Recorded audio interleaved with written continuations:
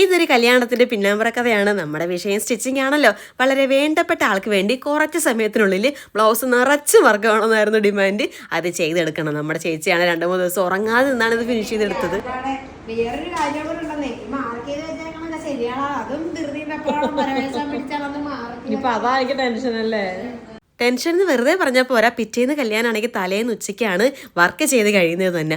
പിന്നെ കുറച്ച് സമയത്തിനുള്ളിൽ ഇത് ചെയ്തെടുക്കണം, ചെയ്തതൊക്കെ ശരിയാണോ, എന്തെങ്കിലും ഓൾട്രേഷൻ വന്നു കഴിഞ്ഞാൽ ഉണ്ടല്ലോ പണി എന്ന് പറഞ്ഞാൽ 8ന്റെ പണിയായിരിക്കും കിട്ടാൻ പോകണം. അതിനുള്ള സമയം പോലും ഇല്ല. ഈ പണി വരുമ്പോൾ 4 ഭാഗത്തുനിന്ന് വരുമെന്ന് പറഞ്ഞ പോലെയാണ് ആ ഒരു കുട്ടി പാവാട കണ്ടില്ലേ, അതിനകത്താണ് അവസാനമായിട്ട് പണി കിട്ടിയത്. ഇത്രയും പ്രതീക്ഷിച്ചില്ല. പിന്നെ നമ്മുടെ ബ്രൈഡിൻ്റെ അനിയത്തിയുടെ ഒക്കെ ഉണ്ടായിരുന്നു. അങ്ങനെ അവരെല്ലാവരും ഓരോരുത്തരായിട്ട് അവരവരുടെ സാധനങ്ങൾ വന്ന് വാങ്ങിച്ചോണ്ട് പോയി. ഇതുപോലൊരു പണി പാവാടയിൽ കിട്ടുമെന്ന് വിചാരിച്ചില്ലല്ലേ.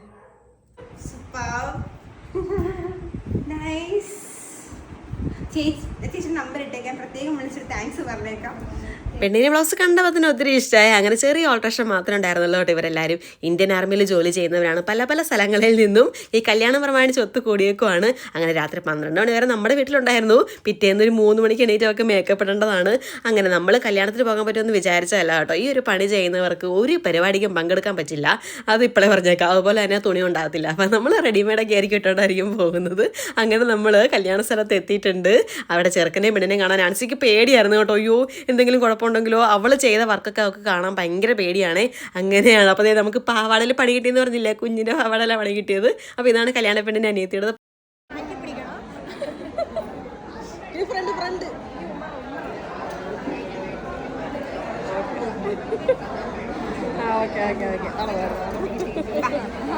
പോയി കഴിക്കാം. ഞങ്ങൾ കഴിച്ചു, ഇപ്പൊ കഴിച്ചിട്ടുണ്ട്.